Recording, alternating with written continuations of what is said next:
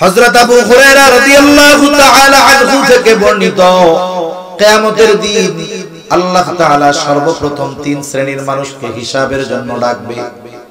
একজন শহীদকে প্রথমে ডাকা হবে, রক্তাক্ত অবস্থায় আল্লাহর সামনে হাজির। জিজ্ঞাসা করা হবে এই অবস্থা কেন? বলে আল্লাহ, কাফেরদের বিরুদ্ধে জিহাদ করতে করতে আমি আমার জীবন দিয়ে দিয়েছি। আল্লাহ তাআলা জিজ্ঞাসা করবেন, কেন তুমি জিহাদ করেছো, উদ্দেশ্য কি ছিল? লোকটা বলবে, আল্লাহ, আমি শুধুমাত্র আপনার সন্তুষ্টির জন্য জিহাদ করেছি। আল্লাহ তাআলা আমার আপনার অন্তরের খবর জানেন। আল্লাহ তাআলা বলবেন, বান্দা তুমি মিথ্যা বলতেছো, আমি আল্লাহ তোমার অন্তরের খবর জানি। আল্লাহ তাআলা বলবে, বান্দা তুমি মিথ্যা বলতেছো, তুমি জিহাদ করেছো যাতে করে দুনিয়ার মানুষ তোমার বীরত্বের প্রশংসা করে, তোমাকে বীর বলে, বাহাদুর বলে। বান্দা তুমি যে উদ্দেশ্যে জিহাদ করেছো, দুনিয়ায় তুমি তা পেয়ে গেছো। দুনিয়ার মানুষ তোমাকে বীর বলেছে, বাহাদুর বলেছে, তোমার বীরত্বের প্রশংসা করেছে।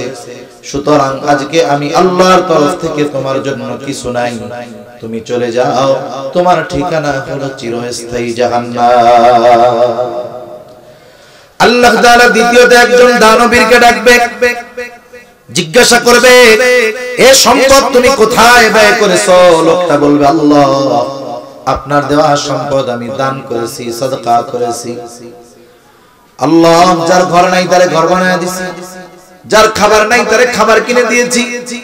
আল্লাহ তাআলা বলবে, না বান্দা তুমি মিথ্যা বলতেছো, তুমি দান করেছো যাতে করে দুনিয়ার মানুষ তোমার দানের প্রশংসা করে, দানবীর বলে। যে উদ্দেশ্যে দান করেছো, দুনিয়ায় তুমি তা পেয়ে গেছো। সুতরাং আজকে আমি আল্লাহর তরফ থেকে তোমার জন্য কিছু নাই, তুমি চলে যাও, তোমার ঠিকানা হলো চিরস্থায়ী জাহান্নাম।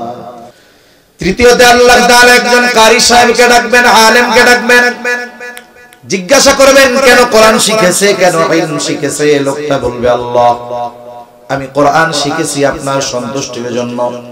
আল্লাহ তাআলা বলবে, না বান্দা মিথ্যা বলতেছো, তুমি কোরআন শিখেছো যাতে করে মানুষ তোমার তিলাওয়াতের প্রশংসা করে, আলেম হয়েছো যাতে করে ইলমের প্রশংসা করে। বান্দা তুমি যে উদ্দেশ্যে ইলম অর্জন করেছো, কোরআন শিখেছো, দুনিয়ায় তুমি তা পেয়ে গেছো। আজকে আমি আল্লাহর তরফ থেকে তোমার জন্য কিছু নাই, তুমি চলে যাও, তোমার ঠিকানা হলো চিরস্থায়ী জাহান্নাম।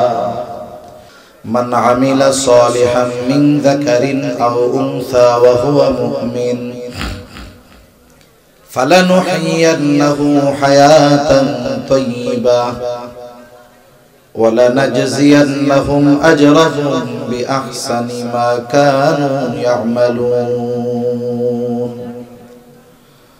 আল্লাহ রাব্বুল আলামিন বলেন, মান আমিলা সালিহান মিন যাকারিন আও উনসা ওয়া হুয়া মুমিন, যে নেক আমল করে তথা আমলে সালেহ করে, হোক নারী অথবা পুরুষ, এমত অবস্থায় যে সে মুমিন, তথা মুমিন নারী অথবা পুরুষ যখন আমলে সালেহ করে, আল্লাহ রাব্বুল আলামিন তাকে দুই ধরনের পুরস্কার দেওয়ার ঘোষণা দিয়ে বলেন।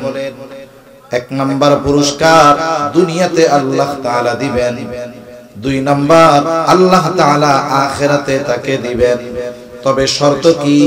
ঈমানদার নারী অথবা পুরুষ নেক আমল করবে। প্রথম কথা হলো, দুনিয়া আখিরাতে যদি কেউ কোনো নেক আমলের প্রতিদান চায়, নিঃসন্দেহে তাকে এক নম্বরে ঈমানদার হওয়া লাগবে। প্রথম শর্ত, তাকে অবশ্যই ঈমানদার হতে হবে। এরপরে কথা হলো আমলে সালেহ করবে। আমল এক জিনিস, আমলে সালেহ এটা কিন্তু আরেক জিনিস। আমল সবাই করে, কিন্তু সবারটা আমলে সালেহ হয় না। আমরা মসজিদ ভর্তি মুসল্লি, সবাই নামাজ পড়লাম, যার নামাজটা আল্লাহর কাছে কবুল হবে তারটা হবে আমলে সালেহ, আর যারটা কবুল হবে না এটা শুধু আমল, কিন্তু ওটা কোনো কাজে আসলো না। এখন আমি আপনি কষ্ট করে আমল করলাম, ওই আমলটা যদি আল্লাহ তাআলার কাছে কবুল না হয়, আর আমি আপনি যদি পরকালে জানতে পারি এত কষ্ট করে তারাবি পড়লাম, এত কষ্ট করে রোজা রাখলাম, এত কষ্ট করে পরিশ্রম করে ইবাদত করলাম, কিন্তু এগুলো কবুল হয় নাই, বলেন তো তখন আমার আপনার খারাপ লাগবে কি লাগবে না? কি পরিমাণ কষ্ট যে লাগবে এটা এখন আমরা বুঝতে পারতেছি। এজন্য বুজুর্গানে দ্বীন সুন্দর থিওরি আমাদের জানায় দেন, আমরা যদি আমাদের আমলগুলোকে আল্লাহ তাআলার কাছে গ্রহণযোগ্য করে তুলতে চাই, কবুল করাতে চাই, তাহলে কিছু শর্ত আছে। ওই শর্তগুলো ঠিক রেখে আমরা যদি আমাদের ইবাদতগুলো করি, ইবাদত ছোট যদি হয়, ওই ইবাদত আল্লাহ তাআলার কাছে কবুল হয়ে যাবে। ইখলাস ওয়ালা ইবাদত ছোট হোক আর বড় হোক, এটা আল্লাহ তাআলার কাছে দাম। অনেক সময় আমরা অনেক ইবাদত ভালো কাজকে ছোট মনে করি, না করলে কি হইছে, অথচ নবীজি সাল্লাল্লাহু আলাইহি ওয়াসাল্লাম বলেন, তোমরা ছোট কোনো ভালো কাজকে ছোট মনে করে তুচ্ছ করো না, আবার কোন অন্যায়কে তোমরা ছোট মনে করো না। হতে পারে ওই ছোট ভালো কাজের কারণে আল্লাহ তাআলা মাফ করে দিবে, আবার হতে পারে ওই ছোট মন্দ যেটাকে তোমরা মন্দ মনে করো নাই, ওই মন্দ কর্মের কারণে আল্লাহ তাআলা শাস্তি দিতে পারে। প্রসিদ্ধ ঘটনা আছে, একজন দুশ্চরিত্রা মহিলা একটা কুকুরকে পানি পান করায়া আল্লাহ তাআলার কাছ থেকে ক্ষমা পেয়ে যাবে, আর একজন বিড়াল বেঁধে রাখছে, খাইতেও দেয় না, ছাইড়াও দেয় না। নবীজি বলেন আল্লাহ তাআলা তাকে কিয়ামতের দিন কঠিন শাস্তি দিবে এই কারণে। বিড়াল মারা তো বলতো, আমরা মানুষ মারতে দ্বিধাবোধ করি না, ঠিক কিনা কন? বিড়াল মারা এত সিম্পল কাজ। তাহলে ইবাদত কবুল হবে কোন কোন শর্তের আলোকে? বলে এক নাম্বার, ঈমান তো লাগবেই লাগবে, সেজন্য ঈমানটা থাকলো। ইবাদত কবুলের অন্যতম প্রধান শর্ত ঈমান। এরপরে দ্বিতীয় শর্ত যেটা, সেটা হলো ইখলাস তথা নিয়তের বিশুদ্ধতা।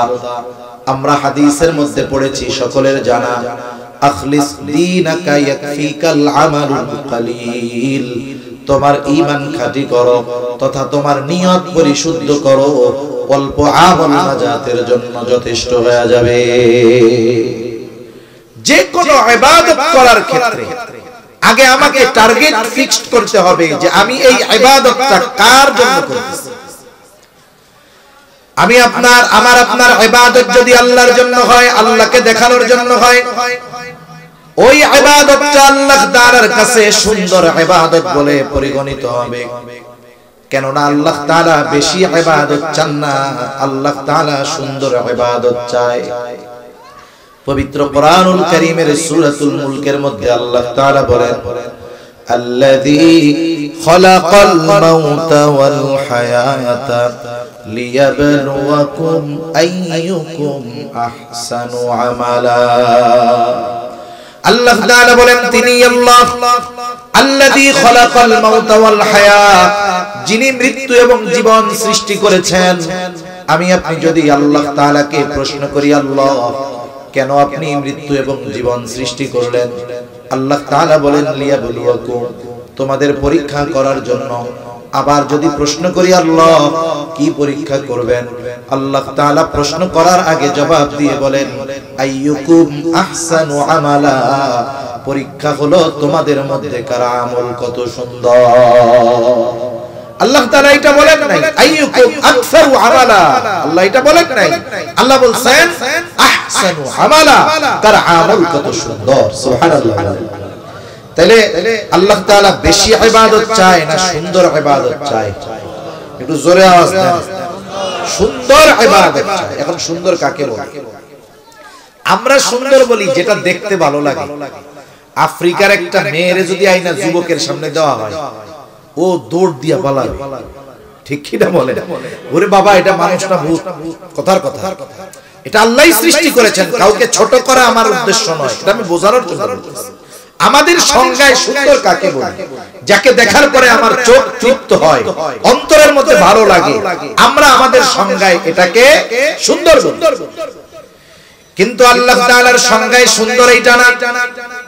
রাসূল আকরাম সাল্লাল্লাহু আলাইহি ওয়াসাল্লাম বলেন ইন্নাল্লাহা লা ইয়ানজুরু ইলা সুওয়ারিকুম ওয়ালাকিন ইয়ানজুরু ইলা কুলুবিকুম। নবীজি বলেন, নিশ্চয়ই আল্লাহ তাআলা কারো সূরত দেখেন না, কে কত সুন্দর আল্লাহ তাআলা এটা দেখেন না, কে কোন বংশের আল্লাহ তাআলা এটা দেখেন না। আল্লাহ তাআলা কি দেখেন? বলে ওয়ালাকিন ইয়ানজুরু ইলা কুলুবিকুম, আল্লাহ রাব্বুল আলামিন দেখেন তোমাদের কার অন্তরটা কেমন। আর ইখলাসের অবস্থান বাহিরে না, ইখলাসের অবস্থান জোরে বলেন কোথায়? অন্তর। এজন্য মনে করেন আমি এসে আপনাদের মসজিদে নামাজ শুরু করছি, মুসল্লি ভরা, অনেক সময় মসজিদে হয় না সব মানুষ বসে আছে, এখন হঠাৎ করে একজন মধ্যে এসে নামাজে দাঁড়ায়, সবাই ওদিকে তাকায়, কে রে এখন দাঁড়াইছে হুজুর, হুজুরও তাকায় তাকায় দেখে যে সামনের লোকজন পিছনে আমারে দেখতেছে, তাহলে নামাজটা তো একটু সুন্দর মতো পড়ার দরকার। এবার উনি ধুমছে নজর সুন্দর মতো জায়গা মতো দিয়া ধীর স্থিরতার সাথে রুকু সেজদা ঠিক মতো করছে, 2 রাকাত নামাজ শেষ করছে। এখন মানুষজন দেখে বলতেছে, দেখ হুজুর কত সুন্দর নামাজ পড়লো, সুবহানাল্লাহ। এখন নামাজ যে হুজুর পড়ছে আল্লাহকে দেখানোর জন্য নাকি মানুষকে দেখানোর জন্য? তাহলে এই নামাজ দেখে আমরা সবাই বলবো সুন্দর নামাজ, কিন্তু বলেন তো আল্লাহ তাআলার কাছে আমাদের এই সুন্দরের কোনো দাম আছে নাকি? এই জন্য কিয়ামতের দিন অনেক আবেদ ইবাদত করনেওয়ালা ব্যক্তি কিয়ামতে ইবাদত করে ধরা পড়ে যাবে।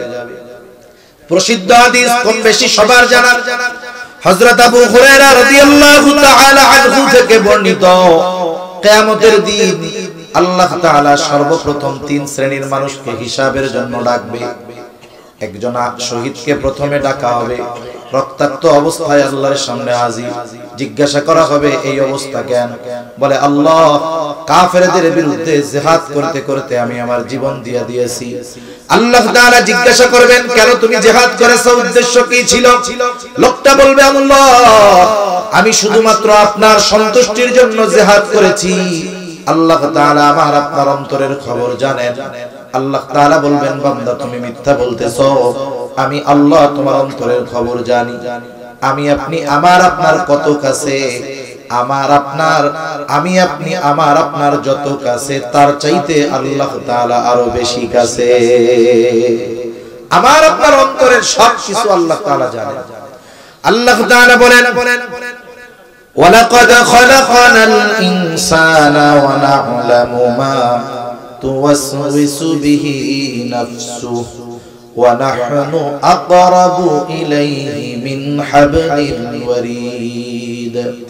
আল্লাহ তাআলা বলেন আমি মানুষ সৃষ্টি করেছি, ওয়া না'লামু মা তুওয়াসওয়িসু বিহি নাফসুহু, আমি জানি কোন জিনিস তার অন্তরের মধ্যে ওয়াসওয়াসা দেয়, কোন জিনিস অন্তরে ওয়াসওয়াসা দেয়। দুনিয়ার কোনো মেশিন বাহির হয় নাই, আমার আপনার দেহের অর্গান গুলোর অবস্থা কি সেটা নির্ণয় করতে পারে এই ধরনের মেশিন দুনিয়ায় আছে, কিন্তু অন্তরের মধ্যে কি কথা আছে, কি চিন্তা আছে, দুনিয়ার কোনো প্রযুক্তি সেটা জানে না। আমার আপনার অন্তরে কি আছে, কি ওয়াসওয়াসা দেয়, কোন চিন্তা আছে, দুনিয়ার কেউ না জানলেও যিনি জানেন তিনি কে? আল্লাহ তাআলা জানেন। আল্লাহ তাআলা বলবে বান্দা তুমি মিথ্যা বলতেছো, তুমি জিহাদ করেছো যাতে করে দুনিয়ার মানুষ তোমার বীরত্বের প্রশংসা করে, তোমাকে বীর বলে, বাহাদুর বলে। বান্দা তুমি যে উদ্দেশ্যে জিহাদ করেছো দুনিয়ায় তুমি তা পেয়ে গেছো। দুনিয়ার মানুষ তোমাকে বীর বলেছে, বাহাদুর বলেছে, তোমার বীরত্বের প্রশংসা করেছে। সুতরাং আজকে আমি আল্লাহর তরফ থেকে তোমার জন্য কিছু নাই, তুমি চলে যাও, তোমার ঠিকানা হলো চিরস্থায়ী জাহান্নাম। আল্লাহ তাআলা দ্বিতীয়তে একজন দানবীরকে ডাকবে, জিজ্ঞাসা করবে এ সম্পদ তুমি কোথায় ব্যয় করেছো? লোকটা বলবে আল্লাহ আপনার দেওয়া সম্পদ আমি দান করেছি, সাদকা করেছি। আল্লাহ যার ঘর নাই তারে ঘর বানায় দিয়েছি, যার খাবার নাই তারে খাবার কিনে দিয়েছি। আল্লাহ তাআলা বলবে না বান্দা তুমি মিথ্যা বলতেছো, তুমি দান করেছো যাতে করে দুনিয়ার মানুষ তোমার দানের প্রশংসা করে, দানবীর বলে। যে উদ্দেশ্যে দান করেছো দুনিয়ায় তুমি তা পেয়ে গেছো, সুতরাং আজকে আমি আল্লাহর তরফ থেকে তোমার জন্য কিছু নাই, তুমি চলে যাও, তোমার ঠিকানা হলো চিরস্থায়ী জাহান্নাম। এই ধরনের দানবীর আছে না সমাজে? এই গত বছর এক জায়গায় একজন মেম্বারি নির্বাচনের আগে এক মসজিদে দিছে ফ্যান। এখন ওই মসজিদের মহল্লার লোকজন তারে ভোট দেয় নাই, সে রাগের ঠেলায় ওই ফ্যান আবার খুলে নিয়ে চলে গেছে। এইরকম দানবীর আমাদের দেশে আছে, চিন্তা করে দেখেন। তার মানে ও ফ্যান দিছিল কি আল্লাহর জন্য না ভোটের জন্য? এরকম বহুত মানুষ আমার জানা আছে। একজন টাকা দিছে মাদ্রাসায়, এতিমখানায়। টাকা দেওয়ার সময় বলছে আমার নামটা ভালো মতো বলে দিয়েন, যে কোনো কারণে বলতে মনে নেই, মাহফিল শেষ পরে এসে টাকা ফেরত দেন, কেন নাম বলেন না। এরকম দানবীর তো সমাজে নাই। কত হুজুরে এসে ধরেট মারে, আরে মিয়া কালেকশন দিচ্ছেন 5 টাকা 10 টাকা 50 টাকা দিছে, আমি 50,000 দিলাম, নাম কর নাই কেন? এসব দান কোনো কাজে আসে না।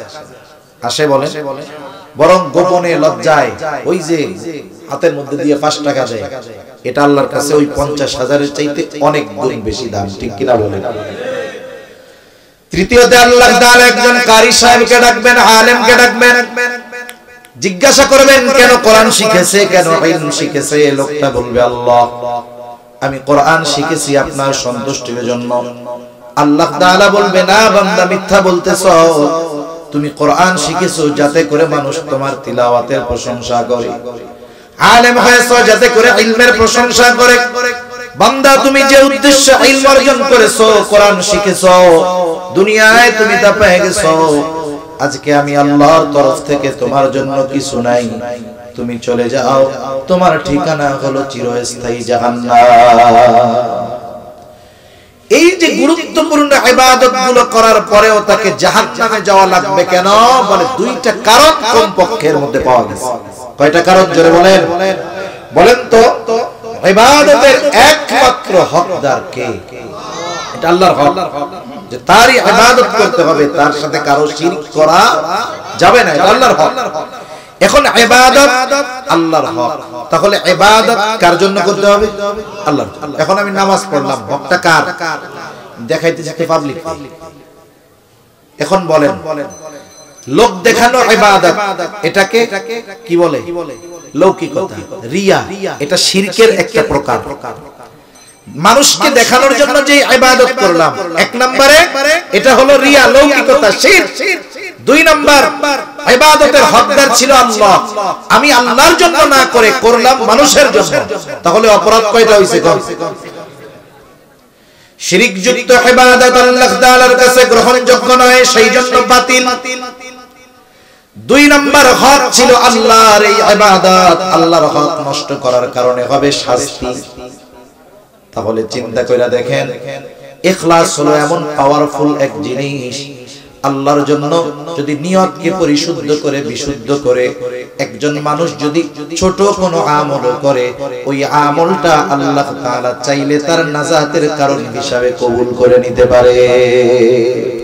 এজন্য এই দুনিয়ার সব ইবাদতগুলো ছোট হোক আর বড় হোক, আমরা কার জন্য করব? জোরে বলেন। এখন কথা হইল হুজুর আমার তো ইবাদতে গেলে মন চায় পাবলিক দেখুক। ইখলাস ওয়ালা ইবাদত হওয়ার জন্য একটু সময় তো দেওয়া লাগে। সম্ভবত বাইজাবির হাসিয়ার মধ্যে আছে একটা ইবাদত হওয়ার জন্য সময় দরকার। কত সময় দরকার? একজন মানুষ যখন প্রথমে ইবাদত শুরু করে, নতুন নতুন নামাজ পড়তেছে, ওর মধ্যে দেখবেন একটা বাপ কাজ করে, নামাজ পড়তেছি না। এখন এই যে প্রথমে তার মধ্যে একটা লোক দেখানো ভাব আসে, ও যদি প্রথমে চিন্তা করে, কেউ যদি ওরে ওয়াসওয়াসা দেয় এরকম শয়তানে এসে যে নামাজ পড়তেছস কার লাগি? আল্লাহর জন্য নামাজ। কেন? মানুষ নামাজ পড়তে তোরে দেখলে তো তোর ভালোই লাগে, আল্লাহর জন্য যেই না ইবাদত করা না হয় ওই ইবাদত করে কোনো লাভ নাই। ও চিন্তা করে কথা তো ঠিক, তাহলে বাদ দিয়ে দিই, বাদ দেওয়া যাবে। শুনেন, আমাদের দেশে অ্যালোপ্যাথি, হোমিওপ্যাথি চিকিৎসা আছে না? হোমিওপ্যাথি ডাক্তাররা যারা ডাক্তার, তারা ওষুধ দেওয়ার পরে বলে যে রোগ যদি বাড়ে তাও ভালো, কমলেও ভালো, স্থির থাকলে সমস্যা। এখন উনি ওষুধ দিছে, ওষুধ দেওয়ার পরে রোগ বাড়ছে। কিছু কিছু ক্ষেত্রে ওনারা বলে যে রোগ বাড়লে এটা আরো ভালো। কেন? বলে যেই রোগের ওষুধ দিছি এইটা যা আছে ওটাকে পুরো বের করে দিয়ে পরিপূর্ণ নির্মূল করে দিবে এই ওষুধ ইনশাআল্লাহ। সেজন্য রোগ বাড়ছে, এতে কোনো অসুবিধা নাই। এখন ইবাদত শুরু করছে, একটু লোক দেখাইতে মন চাইতেছে। এখন বলেন 5 ওয়াক্ত নামাজ ওই বেটায় পড়ে, লোক একটু দেখে ভাল লাগে, এই ভালো কয়দিন লাগবে আমার এখানে? 1 মাস ধরে ভাল লাগছে যে মানুষ নামাজ পড়তে দেখতেছে, 1 মাস পরে ওর আর এইটা ভালো লাগবে না, দেখাইতে আর কি লাগবে না, ভালো লাগবে। এটা একটা পর্যায়ে পরিবর্তন হবে কিসে? বলে এটা আদত হবে, অভ্যাসে পরিণত হয়ে যাবে। প্রথমে ছিল রিয়া, যে লোক দেখে ভালো লাগে, ও ওর উপরে থাকছে, আর আল্লাহর কাছে বলছে আল্লাহ আপনি আমার অন্তর থেকে রিয়া দূর করে দেন, দোয়া করতেছে, কিন্তু শয়তানে ওয়াসওয়াসা দিচ্ছে। এই দেখানোর চাহিদা অল্প কিছুদিন থাকবে, এরপরে আস্তে আস্তে কি হবে? এটা শেষ, আসলে আদত, অভ্যাসে পরিণত হবে। এরপরে কিছুদিন চলবে যে আযান দিছে ওইটা নামাজে যায়, এমনি অভ্যাস হয়ে গেছে। এর উপরে কিছুদিন চলার পরে এরপরে এটা হবে ইখলাস ওয়ালা ইবাদত, কিন্তু সেই পর্যন্ত তো সময় দেওয়া লাগবে, ঠিক কি না বলেন? তাহলে ইবাদত কবুল হওয়ার অন্যতম কম্পালসরি 1 নাম্বার শর্ত হলো ঈমান, দ্বিতীয় শর্ত হলো ইখলাস তথা নিয়তের বিশুদ্ধতা, তৃতীয় শর্ত সুন্নাত। দুনিয়াতে কোনো ইবাদত নাই যে ইবাদত সুন্নাত তরিকায় নাই। পৃথিবীর প্রত্যেকটা ইবাদতের সুন্নাত তরিকা আছে, সুন্নাত পদ্ধতি আছে। সুন্নাত বিহীন দুনিয়ায় কোনো ইবাদত নাই। বরং সুন্নাত তো হলো এমন এক পরশ পাথর, দুনিয়ার কাজগুলোর মধ্যেও যদি সুন্নাতকে ছোঁয়া দেওয়া হয়, দুনিয়ার ওই সাধারণ কাজটাও ইবাদত বলে পরিণত হয়ে যায়। যেমন দৈনন্দিন কিছু কাজ আছে যেগুলো আমাদের না করলেই নয়, যেমন প্রস্রাব পায়খানা, এগুলো তো স্বাভাবিক কাজ নাকি? এখন বলেন কেউ যদি দৈনিক 5 বার পায়খানায় যায়, সওয়াব কি তার বেশি হবে না? সওয়াব হবে বেশি। কেউ যদি দৈনিক 1 বার নাও যায়, তার গুনাহ হবে না? গুনাহ হবে না, সওয়াবও হবে না। বেশি গেলেও লাভ নাই, কম গেলেও ক্ষতি নাই। কিন্তু দেখেন কেউ যদি চিন্তা করে ঘুম থেকে উঠছে, আজান শুনে নামাজ পড়তে যাবে, নামাজের সময় আছে এখনো 20 মিনিট, এখন সে চিন্তা করছে আমি মসজিদে যাই, আমি মেসওয়াক করতে করতে গিয়ে ওযু করে নামাজ পড়ব। হঠাৎ তার একটু জরুরতে চাপ দিছে, বাথরুমে চাপ দিছে। এখনো চিন্তা করতেছে যে এখন আমার যদি নামাজের মধ্যে বাথরুমে চাপ দেয়, নামাজে ইমাম সাহেবের সাথে নামাজ পড়তেছে, এই সময় যদি বাথরুমে চাপ দেয় কষ্ট হবে না? এরকম 2-4 বার যদি কেউ এই অবস্থার সম্মুখীন হয়ে থাকেন, মনে করেন আপনি প্রথম কাতারে আছেন, পেছনে আরো 20 কাতার, ইমাম সাহেব সূরা শুরু করছে, ইন্না আতাইনা কাল কাউসার পড়লে মনে হয় যে হুজুর বাকারা সূরা পড়তেছে, ঠিক কি না বলেন? কারণ চাপ দিছে কিসে? যেটা চাপ দিছে এইটা চাপ দিলে ওই জায়গায় থাকলে হুজুর যদি ইন্না আতাইনা কাল কাউসার পড়ে, মনে মনে হুজুর শেষ করে না কেন?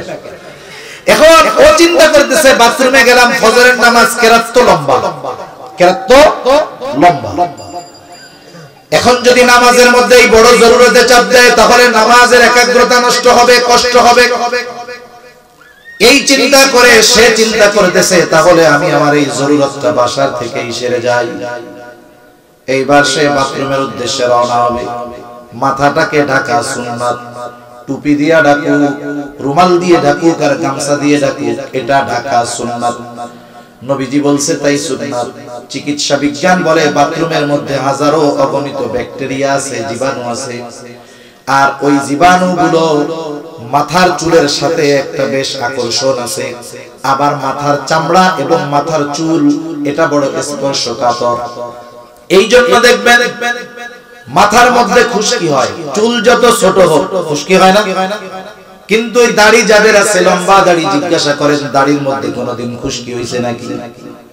দাড়ির মধ্যে খুশকি হয় না, কারণ মাথার চামড়া যেটা এটা স্পর্শকাতর একটা চামড়া, আবার মাথার চুল এটা স্পর্শকাতর, ময়লাকে আকর্ষণ করে।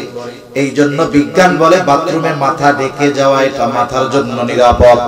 এই নিরাপদ বিজ্ঞান বলে, এটা বলে এখন, আর নবী 1500 বছর আগে বলে তোমরা যখন বাথরুমে যাবা তখন মাথাটা ঢাইকা যাবা। সেজন্য আমরা বিজ্ঞানে ফজিলত আছে এই জন্য আমল করব না, নবীজি বলছে এই সুন্নতের উদ্দেশ্যে আমরা আমল করব, ঠিক না? এইবার বাথরুমের দিকে যাবে, বাথরুমে ঢোকার আগে দোয়া পড়বে। অনেকে বোঝে না, ঢোকার পরে গিয়ে দোয়া পড়ে। দোয়া পড়তে হবে কোথায়? ঢোকার আগে। এরপরে বাম পা দিয়ে ঢুকবে, এরপরে জরুরত ছাড়বে, ঢিলা কুলুক ব্যবহার করবে, ভালো মতো পাক সাফ হবে, পবিত্র হবে। এরপরে যদি ভেতরে ওযুর ব্যবস্থা ওযু করবে, যদি না হয় বাহিরে এসে ওযু করবে। বের হওয়ার সময় কি করবে? বলে ডান পা আগে দিয়ে বের হবে। বের হওয়ার পরে দোয়া পড়বে। আপনি আমি যদি একটু সতর্কতার সাথে হিসাব করি, দেখা যাবে এই বাথরুম করতে গিয়ে কমপক্ষে 10 এর অধিক সুন্নাতের উপরে আমল হয়ে যাবে। তাহলে এই জরুরত শুরু করছিল কেন? বলে নামাজের সুবিধার্থে। আর করছে কোন তরিকায়? বলে রাসূলুল্লাহ সাল্লাল্লাহু আলাইহি ওয়াসাল্লামের তরিকায়। এখন এই বাথরুম যে করলো, এটা কি হয়ে গেল? ইবাদত বলে গণ্য হয়ে গেল। সুন্নাতের এরকম পাওয়া। এখন দুনিয়ার এই কাজগুলাই যদি সুন্নাত লাগায় দেওয়া হয়, এইটা ইবাদত হয়। আর যেটা মূল ইবাদত, এটার মধ্যে মনে হয় সুন্নাত নাই। আছে? আছে। মনে রাখতে হবে, সুন্নাত বিহীন কোনো ইবাদত নাই। আমরা নামাজের মধ্যে অনেক বিষয় আছে ফরজ, মনে রাখবেন প্রত্যেকটা ফরজও সুন্নাত। ফরজও কি? সুন্নাত। যেমন আমি একটা দিয়ে বলি, একটা মনে করেন আল্লাহ তাআলা রুকু করার নির্দেশ দিয়েছেন। বলেন তো রুকু করা কি? জোরে বলেন না কি? রুকু করা ফরজ। এখন রুকু অর্থ কি? রুকু অর্থ হলো ঝুঁকা। ঝুঁকা, এই যে মাথাটা একটু ঝুঁকাই দিচ্ছে, এ তো ঝুঁকাইয়াই দিবে। এখন কথা হলো রুকু অর্থ তো ঝুঁকা। এখন কতটুকু ঝুঁকতে হবে, কিভাবে ঝুঁকে থাকতে হবে, পিঠটা কেমন হবে, মাজাটা কেমন হবে, মাথাটা কেমন লেভেলে থাকবে, এটা তো রুকুর দ্বারা বোঝা যায় না। তাহলে এই যে রুকু করা ফরজ, আল্লাহ করতে বলেছেন, কিভাবে করতে হবে?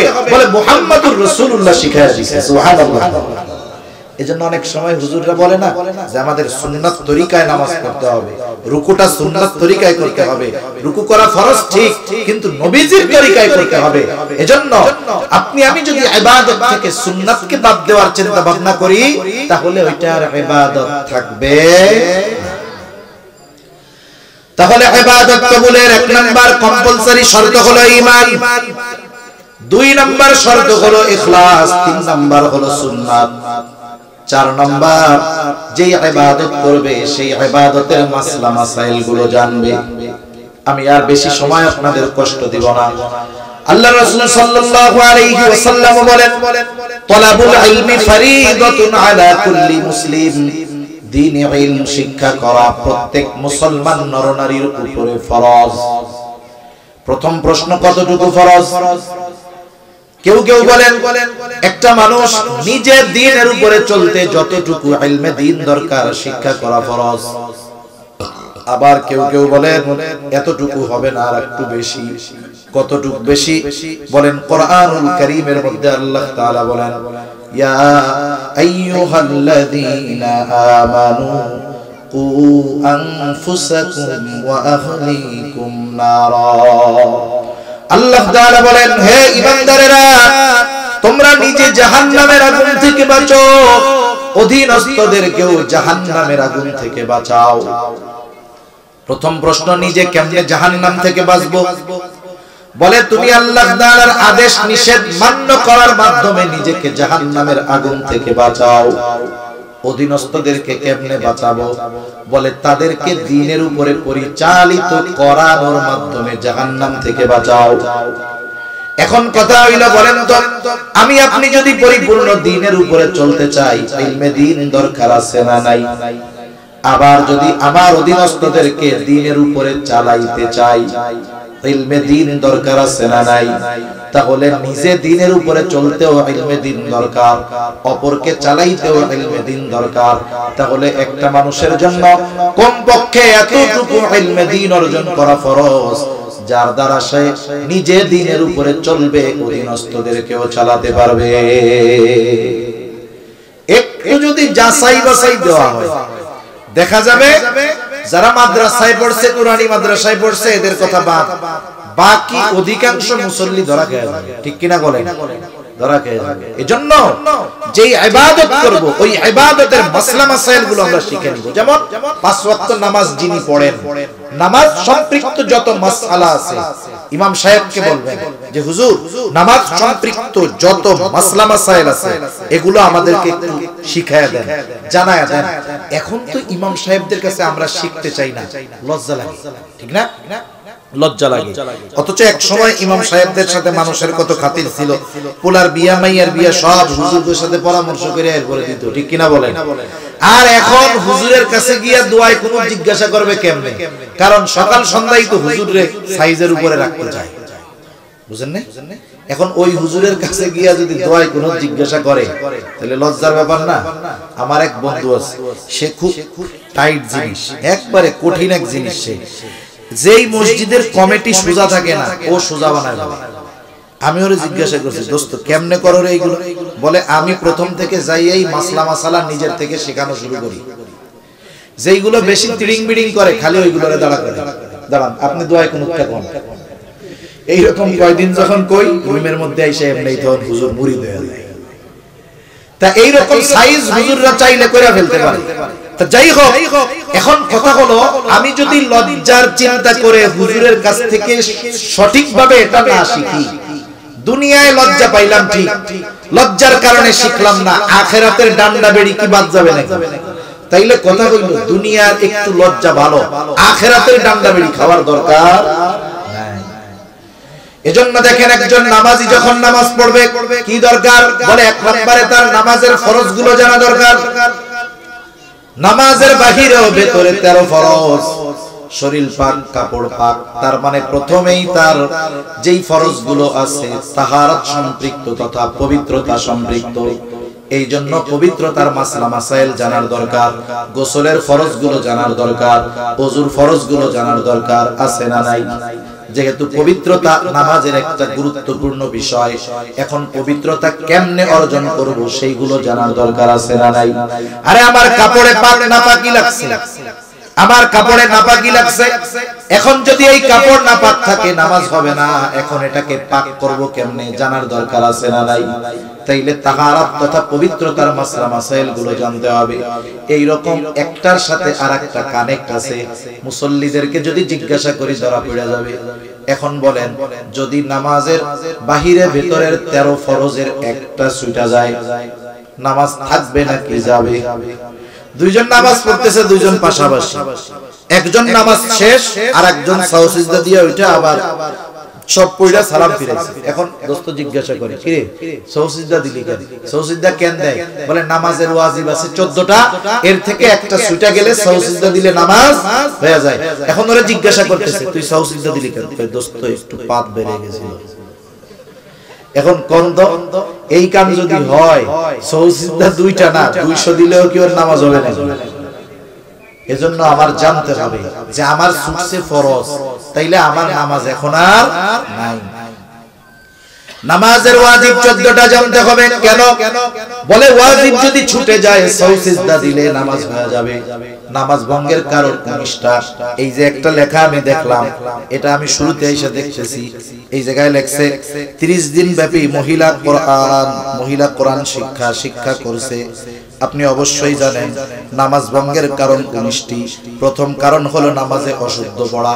এই যে কোরআন নাজিলের মাস আসতেছে, কত মানুষ এমন আছে সূরা ফাতিহাটাও তার শুদ্ধ নাই, আছে না নাই? এখন নামাজ ভঙ্গের কারণগুলো আমার জানতে হবে। এর 19টা কারণের প্রথম কারণই নামাজে অশুদ্ধ পড়া। এজন্য এখন আমার তো এগুলো ব্যাখ্যা করে বলার মতো টাইম নাই। আমি এমনি আপনাদের আগ্রহী বা আপনাদের অন্তরে উৎসাহ, ইচ্ছা, উদ্দীপনা যেন তৈরি হয়, এজন্য কথাগুলো বলতে পারি। কিন্তু এই সামগ্রিক বিষয়গুলো আপনাদের মাদ্রাসা আছে, এখানে নতুন একটা মাদ্রাসা হয়েছে, কি মাদ্রাসা জানি? মারকাজুল নূর ইসলামিয়া মাদ্রাসা। এদের যদি সুযোগ হয় আমি অনুরোধ করব যে এলাকার যারা যুবক আছে, তরুণ আছে, মুরব্বীরা আছে, যারা একটু কোরআন পড়তে পারে না, কমপক্ষে নামাজের যে সূরাগুলো লাগে, যেই মাসলা মাসাইল গুলো লাগে, তারা যদি একটু উদ্যোগ নেয় তাহলে আপনারা একটু সহযোগিতা করবেন না ইনশাআল্লাহ? করবেন তো ইনশাআল্লাহ? এটা দরকার আছে। মসজিদের ইমাম সাহেবের সাথে পরামর্শ করবেন, হুজুর কি করা যায়, একটা সিস্টেম বাইর করেন, রোজার মাসটা একটু কাজে লাগানোর দরকার। তাহলে নামাজ ভঙ্গের কারণ 19টা। ও যদি ওই 19 কারণ না জানে, দেখা যাবে নামাজের মধ্যে ওই 19টা থেকে একটা যদি হয়ে যায় নামাজ থাকবে না, যাবে। আবার দেখেন ওযু ভঙ্গের কারণ 7টা, জানতেই হবে। কারণ দেখা গেল ওযু ভঙ্গের কারণ যদি সে না জানে, ওই যে পাত দিয়া সিজদা মারবে, কিন্তু কাম হবে না। ঠিক কিনা বলেন? এই জন্য একটার সাথে আরেকটা কানেক্টেড। এই জন্য ইবাদত কবুল হওয়ার জন্য ইলমে দ্বীন অর্জন করা জরুরি। এই জন্য নবীজি সাল্লাল্লাহু আলাইহি ওয়াসাল্লাম কমপক্ষে ওই যতটুকু পরিমাণ বললাম ততটুকু পরিমাণ ইলমে দ্বীন শিক্ষা করা প্রত্যেক মুসলমান নরনারীর জন্য ফরজ করে দিয়েছে। এই রোজার মাস আসছে, ইমাম সাহেবরা তো এমনি আলোচনা করবে যে রোজার ফরজ কোনগুলো, রোজা ভঙ্গের কারণ কি কি, এগুলো আমাদের জানতে হবে, মনে রাখতে হবে। শুধু ইমাম সাহেব বলছে শেষ তা না, এটা আপনার জানা, মানা, স্মরণে রাখা এটা আপনার জন্য ফরজ। কারণ রোজা কি বলেন না, ফরজ না? এর সাথে মাসলা মাসাইল যা আছে সব জানাও ফরজ। এভাবে সেজন্য আমাদের সতর্ক হতে হবে।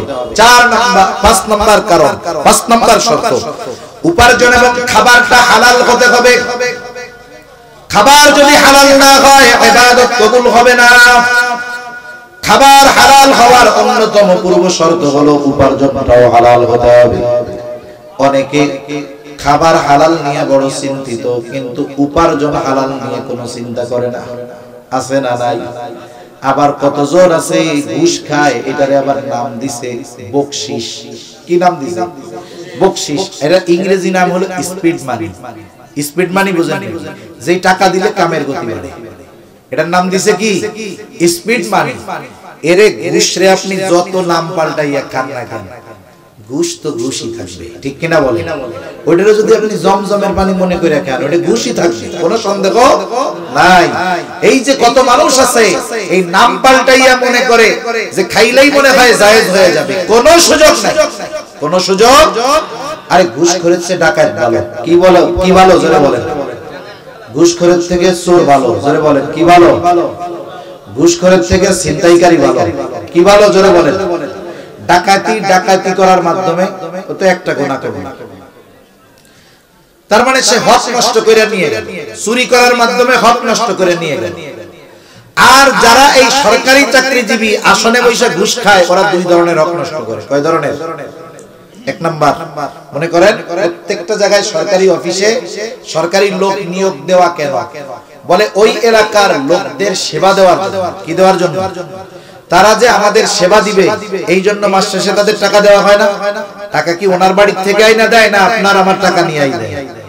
তাহলে ওই লোকের কাছে আপনি যখন যাবেন, তার কাছ থেকে সেবা পাওয়া আপনার আমার হক। কি বলেন? সে যদি আমার আপনার ওই সেবা না দেয়, তাহলে সে 1 নম্বরে আমাদের হক নষ্ট করলো। কি করলো?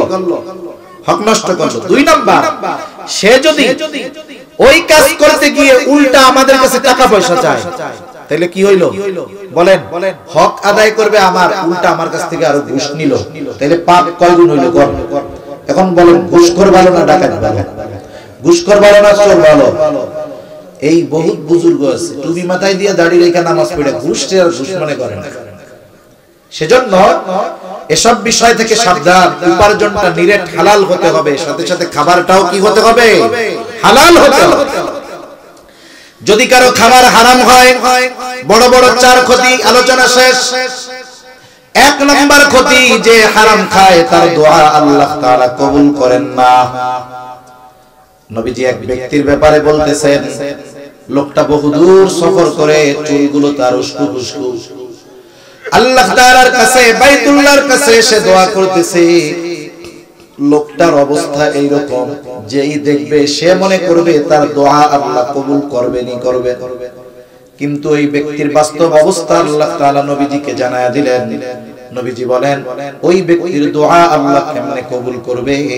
যার দেহটা হারাম খাবার দিয়ে গঠিত, যার পরনে হারাম টাকার পোশাক, তার দোয়া আল্লাহ তাআলা কেমনে কবুল করবে? দোয়া কবুলের সময়, দোয়া কবুলের যে স্থানগুলো আছে, ওখানে গেলে ওই সময়গুলোর মধ্যে তার দোয়া কবুল করবেন।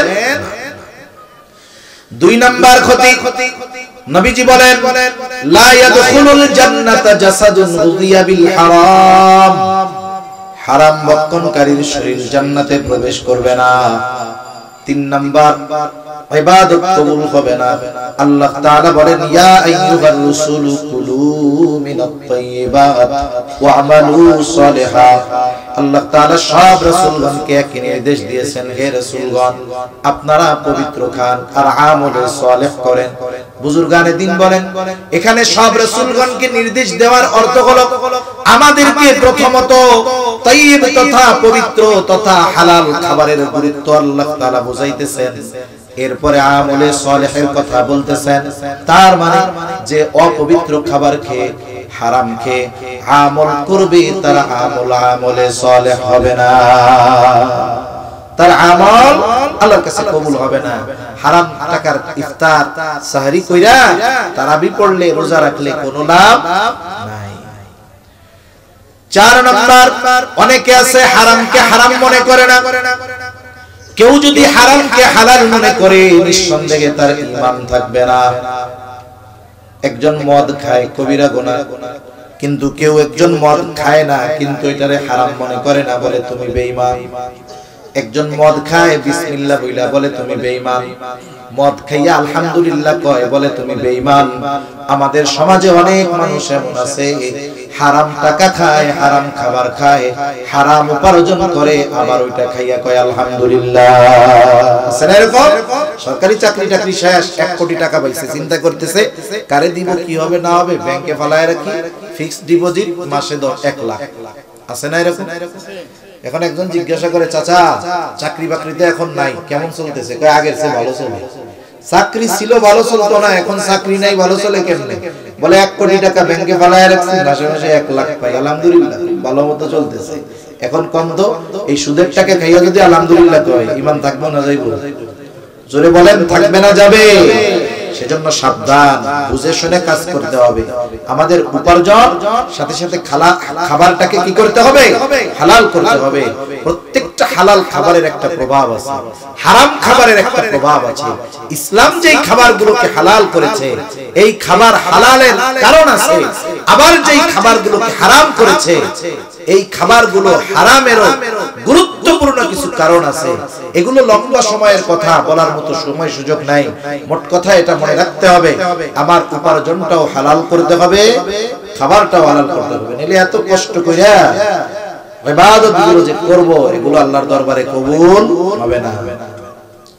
তাহলে ইবাদত কবুলের যেই কয়েকটা শর্তের কথা বললাম, 1 নাম্বার কম্পালসরি ঈমান, 2 নাম্বার ইখলাস, 3 নাম্বার সুন্নাত, 4 নাম্বার ইলম, 5 নাম্বার হালাল খাবার, হালাল উপার্জন, হালাল খাবার। এই শর্তগুলো ঠিক রেখে যখন কোন নারী অথবা পুরুষ আমল করবে তার আমল কবুল করবেন কে? জোরে বলেন।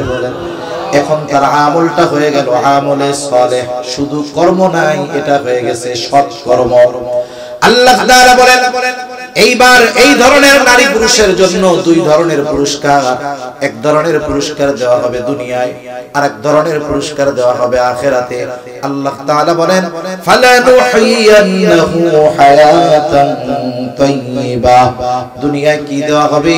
বলে দুনিয়ায় দেওয়া হবে পবিত্র জিন্দেগি। সুবহানাল্লাহ বলে, পবিত্র জীবন। পবিত্র জীবনের ব্যাখ্যায় সব মুফাসসিরিন কেরামের যে বর্ণনা যদি এক জায়গায় করা হয় তাহলে কি হবে? বলে দুনিয়াতে আল্লাহ তাআলা তাকে অমুখাপেক্ষী জীবন দিবে, মানে তার মানুষের কাছে মুখাপেক্ষী হওয়া লাগবে না। 2 নাম্বার, তাকে শান্তিময় এক জীবন দিবে। বলেন তো, একজনের কোটি টাকা আছে কিন্তু সন্তানগুলো মাদকাসক্ত, টাকা আছে কিন্তু মাগার শান্তি নাই, ঠিক কিনা বলেন? আবার কত মানুষ আছে রিকশা চালায়, 3 বেলা পেট ভরে খাইতে পারে না, 2টা ছেলে আলেম, জিজ্ঞাসা করে যাই বলবে আমার মতো শান্তিতে আর কেউ নাই, ঠিক কিনা গো? আল্লাহ তাআলা এই দুনিয়াতে তাকে শান্তি দিবে, সাথে সাথে আল্লাহ তাআলা তার প্রয়োজন মেটানোর জন্য যা কিছু দরকার দিবে, সম্মানের সাথে দুনিয়ার জীবন অতিবাহিত করবে, সাথে সাথে আল্লাহ তাআলা তাকে ইবাদতের মজা দান করবে, ইবাদতের স্বাদ তাকে দান করবে। ইবাদতের মধ্যে মজা কি এটা কেমনে বুঝাবো? ওই প্রচন্ড শীতের সময় যেই বুড়া মানুষ ঠান্ডা পানি দিয়ে ওযু করে নামাজ পড়তে আসে, ওনারে জিজ্ঞাসা করবেন ইবাদতের মজা কি, ঠিক কিনা গো? আল্লাহ তাআলা এই জিনিসগুলো দিবে। তাহলে বলেন, একটা মানুষ যদি দুনিয়ার জীবনটা তার প্রয়োজন মেটানোর ব্যবস্থা হয়, মানুষের মুখাপেক্ষী না হতে হয়, আল্লাহ তাআলা যদি আসলে তাকে শান্তি দান করে, সাথে সাথে যদি ইবাদতের মজা পায়, বলেন তো দুনিয়ায় একটা মানুষের এর চাইতে আর কিছু চাওয়ার আছে? আর কিছু চাওয়ার নেই। আখিরাতে কি দিবে? ওয়ালা নাজজিয়ান্নাহুম আজরাহুম বিআহসানি মা কানু ইয়ামালুন। দুনিয়ায় যা আমল করেছে তার চাইতে বহুগুণ বেশি প্রতিদান আল্লাহ তাআলা তাকে আখিরাতে দিয়ে দিবে।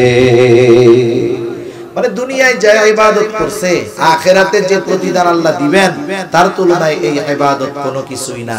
সেজন্য যেহেতু রমজান মাস আসতেছে, আমলের মাস, আমরা এই বিষয়গুলোকে, শর্তগুলোকে ঠিক রেখে যদি ইবাদত করতে পারি, আমল করতে পারি, আর এই ধারাবাহিকতায় যদি গোটা হায়াতটাকে অতিবাহিত করতে পারি, আল্লাহ তাআলা সূরা নাহলের ৯৭ নম্বর আয়াতে যেই দুই ধরনের পুরস্কার দেওয়ার প্রতিশ্রুতি দিয়েছেন, এই দুই ধরনের পুরস্কার আমরা লাভ করতে পারবো। আল্লাহ সুবহানাহু ওয়া তাআলা আমাদের সবাইকে কথাগুলো বুঝবার, আমলের কথাগুলো আমলে পরিণত করার তৌফিক দান করেন। সকলে বলি আমিন। ওয়া আখিরু দাওয়ানা আলহামদুলিল্লাহি রাব্বিল আলামিন। আসসালামু আলাইকুম ওয়া রাহমাতুল্লাহি ওয়া বারাকাতুহু।